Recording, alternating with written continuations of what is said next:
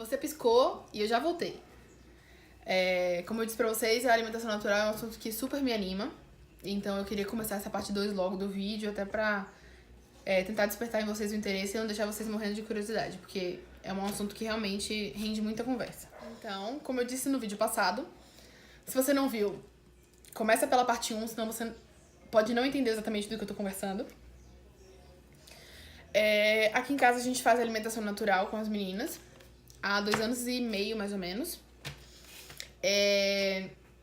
E assim, eu queria trazer alguns dados históricos, assim, en passant, bem por cima, só pra vocês verem que a gente precisa realmente analisar criticamente alguns posicionamentos que a gente recebe das pessoas, da internet, dos profissionais da área de saúde, enfim, analisar criticamente os dados que a gente recebe, porque a gente tem condição pra isso.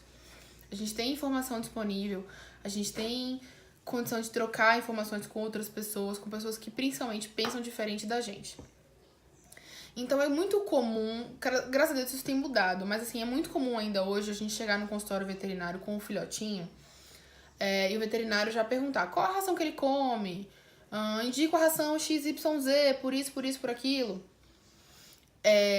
E a gente realmente acha, e eu fui uma pessoa que acreditei nisso por, sei lá, 22, 23 anos da minha vida, que ração era o único alimento realmente adequado para os cães. E eu pensava isso enquanto tutora que amava muito os meus animais, que queria o melhor para eles. Então eu sempre digo que assim, quem somos nós da alimentação natural para criticar aquelas pessoas que dão ração? E a mão contrária também vale. Quem são as pessoas que dão ração para nos criticar? Porque eu entendo que todo mundo que tá, por exemplo, assistindo esse vídeo ou trocando ideias sobre o mundo pet é uma pessoa que é realmente apaixonada pelos seus animais. Então eu sei que vocês todos estão fazendo o melhor que podem. No sentido de sempre procurar a melhor ração que cabe no seu orçamento, na sua estrutura familiar, procurar a melhor estrutura para dar alimentação para os seus cães. Eu sei disso. Por isso a gente não tá aqui para criticar ninguém. A gente tá aqui para trazer um outro lado da moeda. Então, antes que o pessoal que gosta da ração, que defende, se estresse, fiquem tranquilos. Somos da paz, tá? Eu só queria convidar vocês realmente para uma viagem aqui no tempo comigo. Vou tentar fazer uma linha mais ou menos do tempo. Pode ser que eu me perca um pouco. Então, se tiver alguma dúvida, já vai deixando anotadinho e já me manda, tá? Eu queria fazer um paralelo. Primeiro, eu queria falar sobre a existência dos cães. Para falar da existência dos cães, eu preciso primeiro falar sobre a existência dos lobos. Porque, enfim, para biologia, para ciência, os cães descendem dos lobos cinzentos, com 98, 99% do seu DNA parecido. Enfim, verdade ou mentira, existe a definição da biologia de que os cães são descendentes, direto ou indiretamente, dos lobos, tá? Então, os lobos estão aí no mundo desde que o mundo é mundo. Seja você a pessoa que acredita em darwinismo e evolução da espécie, ou você a pessoa que acredita na Arca de Noé e, enfim, salvar um casal de cada bicho para trazer para um mundo novo. Não importa. O importante é que, desde que o mundo é mundo, os animais existem. Dinossauros, animais acelulares, depois mamíferos, répteis, aves e etc. Então, eles estão no mundo desde que o mundo é mundo, tá? E aí, com o passar da evolução humana, os humanos deixaram de ser nômades para fixar residência, plantar, caçar. Não se sabe exatamente como, mas começou-se uma relação de proximidade entre os humanos e alguns tipos de animais. E foi nesse limbo que a gente não sabe exatamente explicar como surgiram os cães domésticos que a gente conhece hoje. Eu tô falando cães porque eu sou tutora de cães, mas os gatos também entram muito mais forte nessa categoria, tá? Então, enfim, existem estudos, se você der um Google, você vai conseguir ver esses estudos, monografias publicadas, artigos científicos, que a relação entre humano e cão doméstico existe há mais ou menos 15 mil anos. Eu encontrei outros estudos falando sobre tempos diferentes, mas mais ou menos entre 15 mil e 150 mil anos. Então, a nossa relação com o cão ela é uma relação bastante antiga, tá? Enfim, por que eu tô falando tudo isso? Porque eu queria agora, anote todos os dados que eu falei sobre a existência do cão doméstico, de 15 mil a 150 mil anos atrás, e agora vamos conversar sobre a existência da ração. E aqui eu vou precisar colar porque são dados históricos que eu não sei de cabeça. Tá? Então, assim, a primeira forma de ração, uma das primeiras formas de ração que é mais parecidas com a ração que a gente conhece hoje, que são aquelas ensacadas vendidas em pet shop, elas datam de meados dos anos 1800. Lembrando que nós estamos em dezembro de 2018, praticamente 2019, e elas remontam mais ou menos os anos de 1800. O idealizador, enfim, a pessoa que a história atribui a existência da ração é um rapaz chamado James Spratt. Acho que é assim que pronuncia o nome dele. Ele criou o primeiro composto alimentar produzido para cães que tinha na sua formulação trigo, legumes e carne. Tá? Mas foi após a Primeira Guerra Mundial que realmente a ração estourou nos moldes que a gente mais ou menos conhece hoje, né? Porque ela evolui a cada momento. Então, ela estourou nos Estados Unidos com a marca Kenel, alguma coisa assim. Que era um alimento úmido feito de carne de cavalo. Que era para poder dar vazão à quantidade de cavalos mortos durante a Guerra Mundial, a Primeira Guerra Mundial. Então, para dar vazão a essas carcaças de animal, que não se tinha o que fazer, criou-se esse alimento úmido feito com essas carnes, etc. E em 1930, lembrando novamente para vocês que nós estamos em 2018, em 1930 ela passa a ser a ração que a gente conhece hoje. Quando a gente pensa em ração, a gente pensa nela, na forma dela, desde 1930. Então, se você for fazer a conta, eu não sou muito boa de matemática, mas enfim, se você for fazer a conta, dá 218 anos de existência. 250 anos, se a gente for arredondar para mais, para ficar uma coisa equilibrada. E aí agora eu queria convidar vocês para fazer Volte aqui o vídeo um pouquinho, no começo. Lembra que eu disse pra você que a existência dos cães domésticos está remontada de 15 mil a 150 mil anos? E as rações existem há 250 anos. Então a gente não tá falando nem de 1000 anos, a gente tá falando de 2 centenas de anos. Tá vendo que essa conta não vai bater? Se você pensar, o que os cães domésticos de 15 mil a 150 mil anos atrás comiam naquela época? Então é uma conta que aí já não começa a bater. Então assim, realmente... você me dizer que a ração é o único alimento adequado para nutrir as necessidades do seu cão, isso é uma mentira, tá? E esse é um ponto que sempre dá confusão. Não estou dizendo que a ração é ruim, ou que é boa, ou que é vilã, ou que não presta, não. Eu só estou dizendo que a afirmação, a ração é o único alimento adequado para o seu animal, é mentira. Isso é uma mentira. Você pode querer dar ração por N motivos. Porque é mais prática, porque você confia mais nas pessoas que estudam anos para trabalhar nas indústrias de ração, porque você confia na propaganda, porque você foi criado assim, nunca parou para pensar sobre isso. Você pode dar ração por N motivos, mas não porque ela é o único alimento adequado para o seu animal, porque isso é uma mentira, reforço, tá? E por que isso é uma mentira, além de todos esses dados que eu mostrei para vocês históricos até agora de matemática que não bate? Os cães são animais carnívoros por excelência. E eu sei que hoje eles comem de tudo. Eu falo porque as minhas cachorras também comem de tudo. Desde coisas que elas devem comer a coisas que elas não podem comer, mas ainda assim elas comem. Por uma questão adaptativa de vida. E o Darwin fala sobre isso, a evolução da espécie. Evolui aquela espécie que melhor se adapta ao seu ambiente, que muda diariamente, tá? Então eu sei que os cães comem de tudo, mas eles são carnívoros por excelência. E eu vou te trazer alguns fatos que comprovam que os cães são carnívoros por excelência. Primeiro, eles possuem dentes afiados. Se você for prestar atenção, não vai ficar uma cena bonita, tá? Mas, o meu canino, ele não é um canino muito desenvolvido. Ele existe, você consegue diferenciar ele na minha arcada dentária, mas ele não é um canino muito desenvolvido. Porque eu não sou um animal carnívoro por excelência, eu sou onívora por excelência, tá? Então, primeiro ponto, eles possuem dentes afiados e dentes pontiagudos, para que eles possam rasgar a carne, né? Rasgar a presa.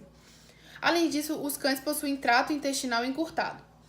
Reforço que eu não sou da área de saúde, gente. São dados que eu peguei em pesquisas que eu fiz, tá? Então, os cães possuem dentes afiados, pontiagudos, trato intestinal encurtado. Por exemplo, não possuem amilase salivar, que é aquela enzima que nós humanos temos que começa a digestão do carboidrato do amido na boca. Eles não têm. Então são esses 4 pontos que, por exemplo, de começo já te mostram que o cão é um animal carnívoro por excelência.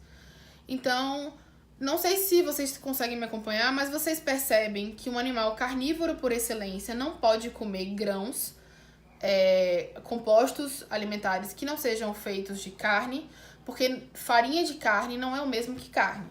Igual farinha de mandioca não é o mesmo que mandioca.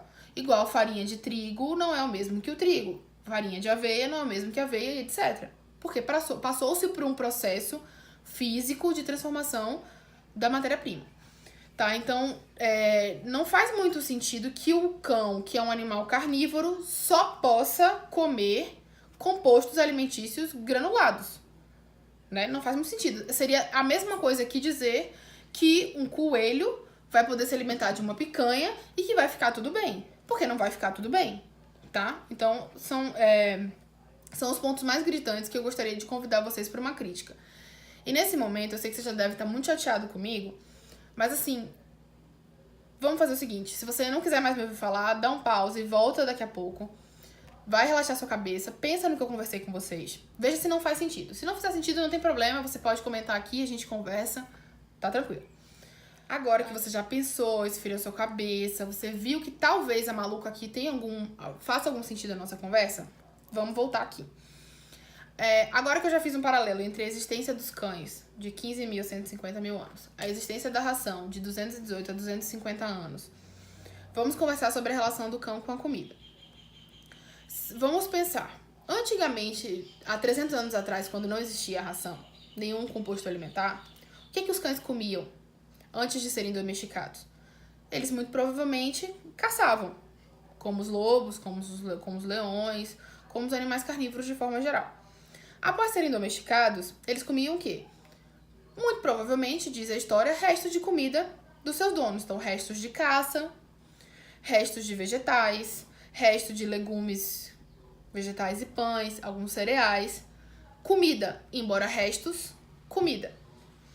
E aí a gente pensa, Luísa, mas os cães naquela época viviam menos. Realmente. Mas a humanidade naquela época vivia menos. O mundo vivia menos. Por quê?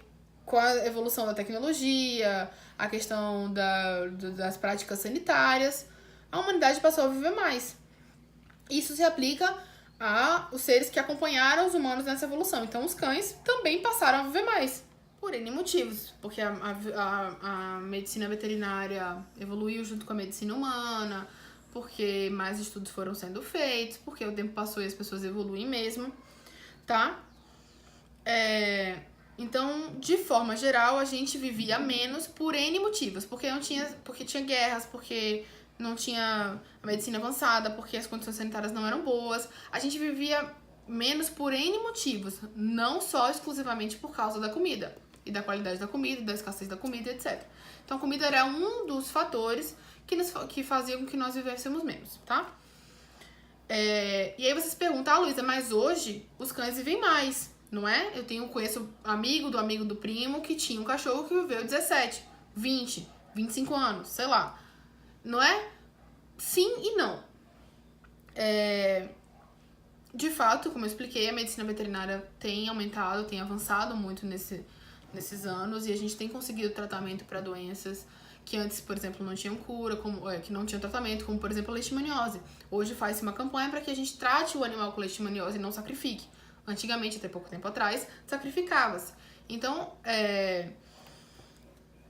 os animais vivem com a ajuda da medicina. Mas se você parar para pensar, existe hoje um número muito grande de animais, e você pode perguntar a qualquer consultório veterinário, morrendo em razão do câncer, por exemplo. E existem pesquisas, inclusive, que dizem que dos animais que morrem de câncer, 10% dessa questão de câncer era genética. Os outros 90%, 90% é um número muito alto, deve-se ao estilo de vida daquele animal. Então, deve-se à atividade física, qualidade de vida, alimentação. Isso é um dado que é muito assustador. E eu não sei vocês, mas eu quero que as minhas cachorras vivam por muitos anos. Eu quero que elas vejam os meus filhos nascerem e crescerem. Eu quero que a gente tenha muitos momentos juntos ainda. Então, investir em saúde, pra mim não é gasto, é investimento. Então, investir em alimentação natural pra mim não é gasto, é investimento. E uma outra coisa que eu queria chamar a atenção de vocês, eu não sei se vocês perceberam, mas existe um movimento da sociedade para que a gente diminua o consumo de produtos industrializados e volte a consumir produtos oriundos direto da natureza. E não faz muito sentido que no mundo veterinário essa conversa seja inversa. Porque não tem sentido que um profissional da saúde animal, que é o veterinário, seja o único profissional da saúde que te indique comer alimentos industrializados em detrimento dos alimentos naturais. Não faz sentido. Se você virar pro seu nutricionista, pro seu médico, pro seu endocrinologista e dizer que você vai comer barrinha de cereal e alimentos ensacados o resto da sua vida, eu acho que ele fica verde e cai no chão. E com os veterinários não deveria ser diferente. Então, é por isso que eu convido vocês a fazerem essa análise crítica do comportamento de vocês. E também para explicar por que eu optei pela alimentação natural. E por que eu permaneço nesse caminho, nessa busca por qualidade de vida para os meus cachorros. Porque quanto mais eu estudo sobre o tema, mais me espanta como as coisas eram feitas antes e por que ninguém questionava isso. Então essa é mais um convite que eu faço pra vocês. No próximo vídeo eu vou mostrar como é que eu faço a alimentação das meninas aqui em casa, desde as compras até o preparo.